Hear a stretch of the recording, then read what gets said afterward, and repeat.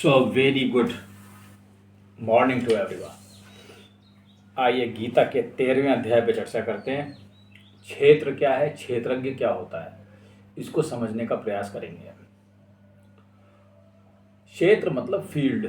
जैसे तुमने गेहूं का खेत देखा तुमने कोई खेत देखा या गेहूं उगा हुआ है, तो उसमें गेहूं उग रहा है तो वो फील्ड है नीचे ना, तो उसमें कोई चीज़ उग रही है। तो ऐसे ही एक फील्ड है जिसके बारे में तुम नहीं जानते या जिसे तुम अपनी आंखों से महसूस नहीं कर सकते, वो स्पेस में प्रेजेंट होती है। ये जो खाली स्थान होता है उसमें वो हर समय कॉन्स्टेंटली प्रेजेंट है और वो अंदर बाहर चारों तरफ हमारे है, हम उससे उगे हैं। तुम इसको इस तरीके से मान सकते हो, लेकिन वो उगना कुछ उल्टी तरीके से है। मैंने तुम्हें समझाया था कि जड़ें ऊपर से हैं, इसलिए थोड़ा सा इसको वो थोड़ा सा उससे डिफरेंट है। पेड़ पौधे ऐसे उगते हैं फील्ड में, नीचे से ऊपर को, और हम लोग ऊपर से सिंचित हैं, नीचे से पैरों से नहीं, सर से। ठीक है, तो आइए देखें ये क्षेत्र क्या है और क्षेत्रज्ञ क्या है। पहले हम क्षेत्रज्ञ को समझते हैं। क्षेत्रज्ञ मतलब परमात्मा है जो क्षेत्र को जानता है। जैसे मान लो एक खाली पन्ना है तुम्हें पन्ना दिख रहा है, ये बिल्कुल खाली है। अगर मैं तुमसे कहूँ इसमें कुछ है तो कुछ नहीं है। अब अगर मैं इसमें एक आर्ट बना दूँ, ऐसे कुछ बना दिया मैंने मान लो, तो क्या होगा तुम्हारा, जब तुम इस पेपर को देखोगे तो तुम्हारी नज़र जो है ये इस पे रुकेगी, इस फिगर पे। तुम कहोगे खाली नहीं है, पहले खाली था, तो तुम्हें इसका एहसास नहीं होता था। You are not experiencing it. जब ये खाली था तो तुम उसको एक्सपीरियंस और एक्सप्लेन नहीं कर पा सकते थे, लेकिन अब तुम उसे एक्सप्लेन कर लोगे। अब हम इसमें कोई दूसरी फिगर बना दें, कोई जीव जंतु की फिगर बना दें, ठीक है, कोई भी मान लीजिए कोई जीव जंतु है। तो अब जब तुम इसे देखोगे तुम तुरंत कहोगे तुम्हारा माइंड ये है।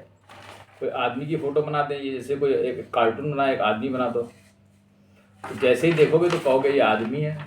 ठीक है, तो तुम इसको भूल गए जब खाली पेपर देखा था।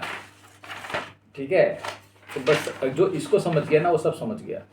जब खाली पेपर देखा था तो खाली था, और उसमें थोड़ा तुम्हें हो सकता है इमेज दिख रही हो पीछे से, लेकिन जब आकृतियाँ उभरें तो पहले आकृति दिखी, बेस को तुम भूल गए।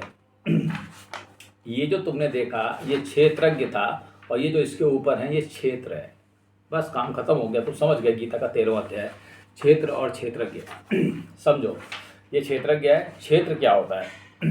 ये जो पूरा स्पेस है ना, इस पे परमेश्वर अपने पूरी सत्ता में विराजमान है, वो क्षेत्रज्ञ है पूरा उसका, समझ रहे हो। अब इसमें क्या किया गया इसमें छोटे छोटे प्रोग्राम डेवलप कर दिए गए। ठीक है, इसमें क्या किया गया, छोटे छोटे प्रोग्राम जिन्हें कि हम कहते हैं या जीव कहा जाता है, वो डेवलप किए गए। वो हैं क्या? वो तुम्हारी इंद्रियां हैं, तुम्हारा मन, तुम्हारी प्रकृति, शब्द स्पर्श रूप गंध जो तुम महसूस करते हो, ये सब मिला जुला करके इन्होंने एक प्रोग्राम या एक क्षेत्र का निर्माण किया जो इस क्षेत्रज्ञ के बिना नहीं चल सकता। ये कुछ इसको तुम ऐसे देख सकते हो ठीक है, कि जो तुम हो वो तुम्हारे 5 महाभूत जिससे तुम बने हो, क्षिति जल पावक गगन समीर। ठीक है, तो शब्द स्पर्श रूप रंग तुम्हारा सब ये जितना भी है, इसके अलावा तुम्हारी मूल प्रकृति, ठीक है, बुद्धि बुद्धि जितना भी यहाँ पे जो संसारिक है, जो कुछ प्रकृति का है, जो तुम जिससे तुम चलते हो, वो सब एक क्षेत्र कहलाएगा। ठीक है, और ये क्षेत्रज्ञ के टोटल कंट्रोल में तुम देख सकते हो, क्षेत्रज्ञ कांस्टेंट है।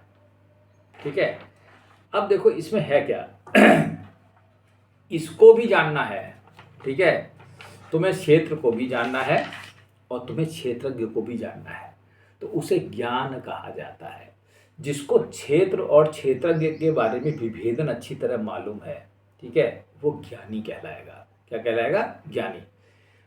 उदाहरण के लिए जब तुम्हारे सामने तुम्हारा कोई दोस्त आता है तो तुम कहोगे अरे रवि आ गया।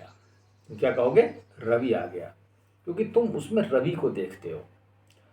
तुम उसमें क्षेत्रज्ञ को नहीं देखते, तुम उस परमेश्वर को नहीं देखते हो जो कांस्टेंट है। ये जो जीव है ये तो होने को ये भी अविनाशी है, ठीक है, लेकिन ये डिसॉल्व किया जा सकता है प्रोसेस से। ठीक है, ऐसा नहीं है कि ये बिल्कुल एवर कांस्टेंट है, लेकिन जो क्षेत्रज्ञ है वो एवर कांस्टेंट है। इस चीज़ को समझ लेना अच्छी तरीके से। क्षेत्रज्ञ कभी नहीं बदलेगा, लेकिन क्षेत्र जो है वो उसके प्रोग्रामिंग चेंज की जा सकती है, बढ़ाई घटाई जा सकती है, और यही पूरा का पूरा क्षेत्र एक शरीर से दूसरे शरीर में ट्रांसफ़र हो जाता है, जिसे जीव तुम कहते हो। ठीक है, लेकिन ये रहता इसी में है, ये समझ लेना।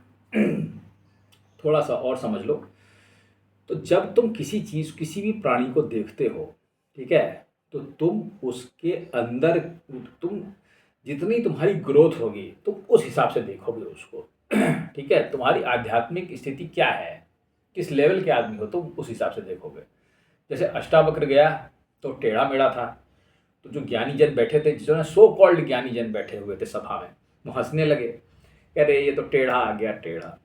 तो वो हंसने लगा, उन्होंने कहा कि इन चर्मकारों की क्या बात की जाए, क्योंकि अष्टावक्र ज्ञानी था, तो उसने कहा चर्मकारों से क्या मतलब है।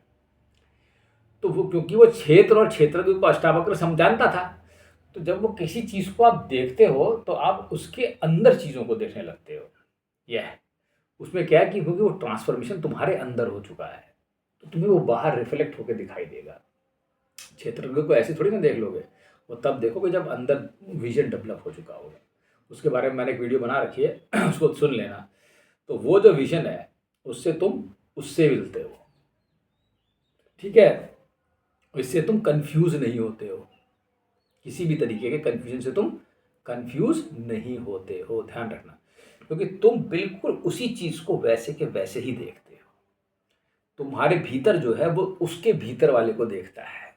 ये फिर जब तक सामान्य हो तो चमड़ी वाला चमड़ी को देख रहा है, अरे आओ आओ राम, अरे तो ऐसा ही है, इसके यहाँ तो ये समस्या है, तो तुम उसी में उलझे रहोगे, उसकी प्रकृति में, और तुम्हारी प्रकृति उलझी रहेगी, बस तुम ऐसे उलझन में रहोगे। लेकिन जब तुम अंदर घुसे हुए प्राणी होगे, अपने अंदर घुसे होगे, तो वहाँ भी अंदर ही देखोगे, तो फिर दिक्कत खत्म, कोई समस्या नहीं, द्वंद्व द्वैत समभाव, आनंद ही आनंद है, क्योंकि स्वयं में बैठे। चलो ठीक है।